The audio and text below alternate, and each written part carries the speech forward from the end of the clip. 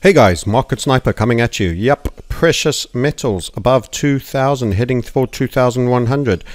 Hold on a minute, you say. Gold isn't through 2,100. It hasn't taken out previous highs against the dollar anyway. No, I'm not talking about that particular precious metal. I'm talking about a different one. I'm talking about Palladium. XPD USD Palladium. This is, by the way, a weekly chart. We actually have a monthly mega draw.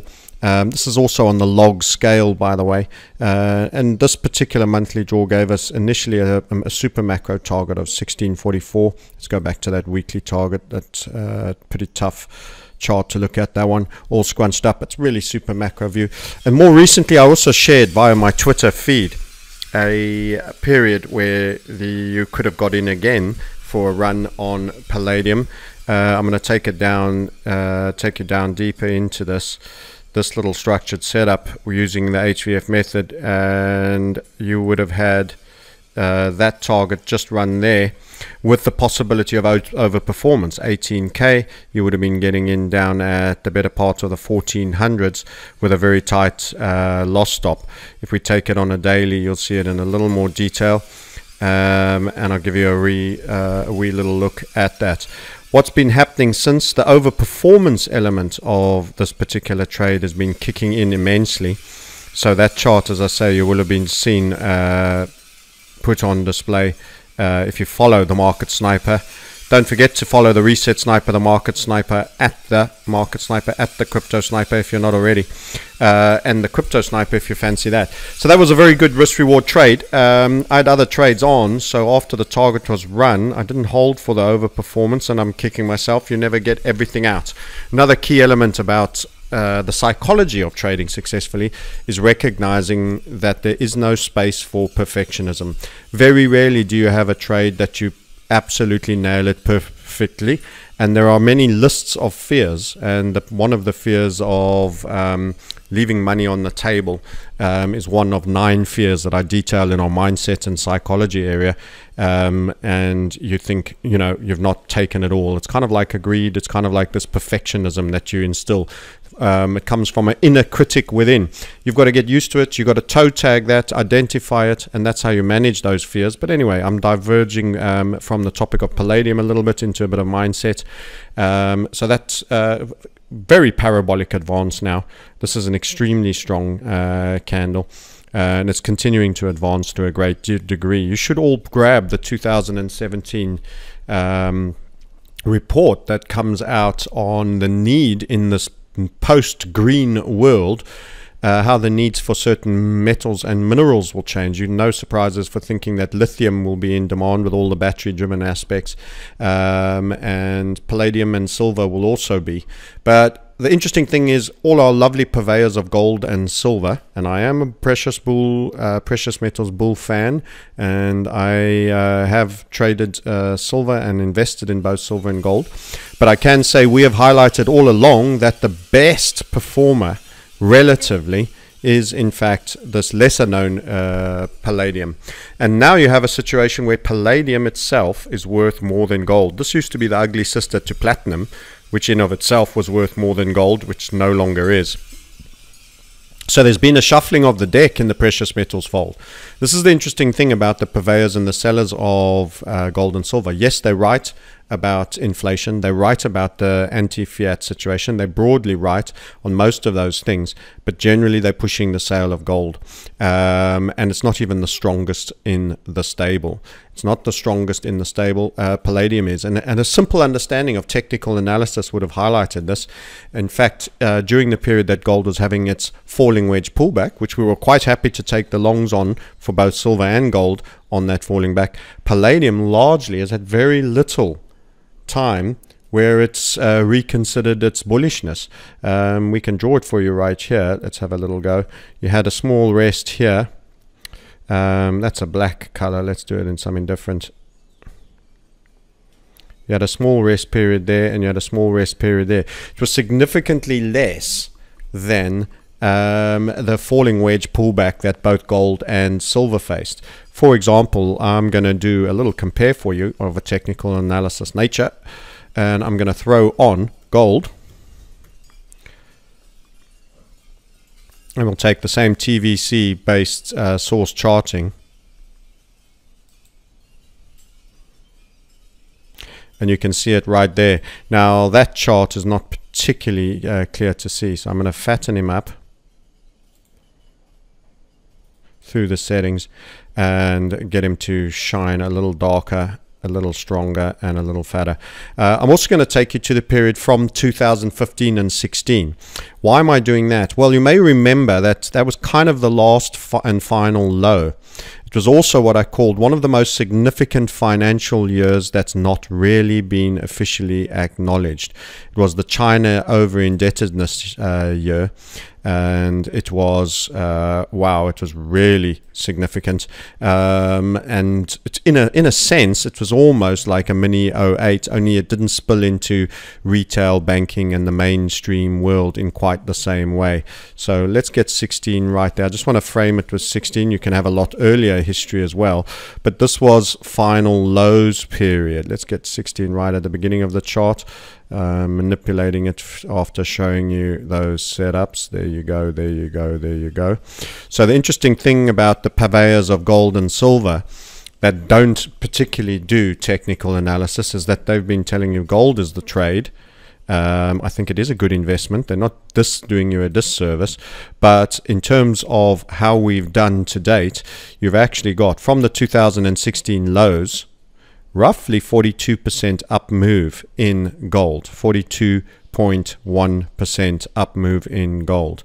So had you bought at the point that China said, Kanimiani, I've done too much debt, help me, time to print everybody and bail us out, we need to devalue, and we've now had them to go beyond America, Japan, and all the other nations in indebtedness, whilst previously not doing it, and creating heat in the economy post the '08, '09 absolute ice age, because there was a depression, whether they tell you so or not. From that point on, this is what Palladium had done. It's done an incredible 325%. Remember, 100% is double. 325% is 4.25 times. You would have 4.25 your money on that. 10,000 in there, you'd be on 42,500 today. So this just gives you an idea how much Palladium has overperformed, regularly giving upside HVFs. Now, if we do, let's see if I can get this into a candlestick chart, or maybe we can even just drill down to the daily time frame and just show you those pullback periods. So recently when we were breaking, and let's see if we can get a candlestick chart out of it. Let's test my trading view competence here.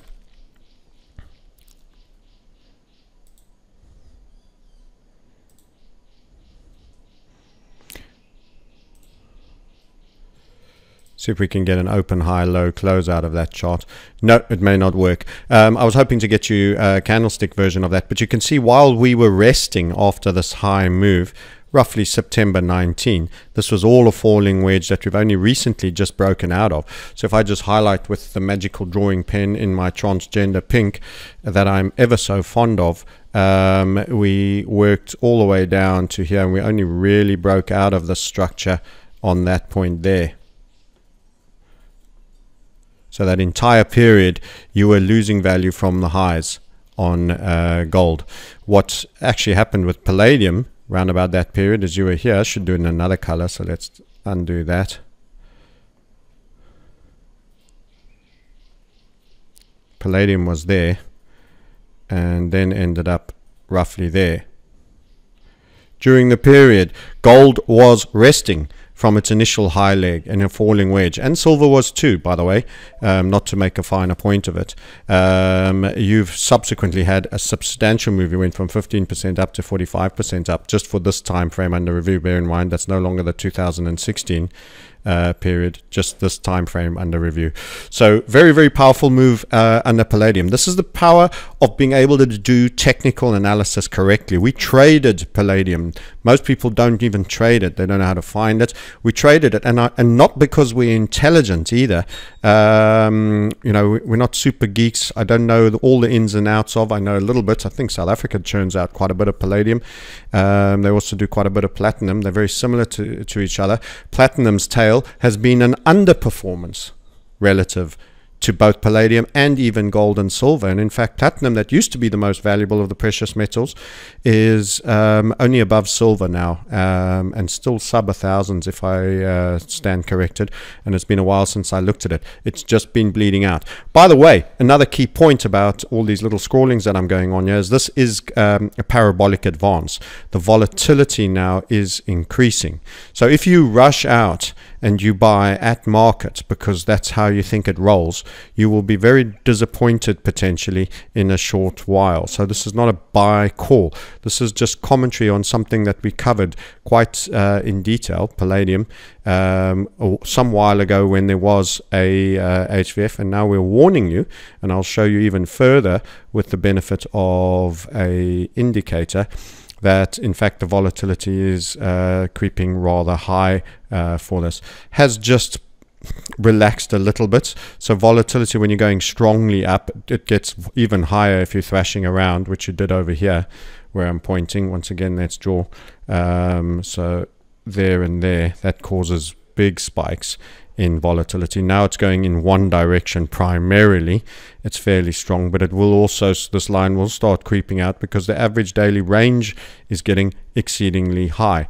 Bollinger Bands are also ways that you can track volatility, and this is what some of the little details that you'll learn. We go into far more detail in our premium area, by the way. So if you want to find out more, book a call below on the details or grab the mini series.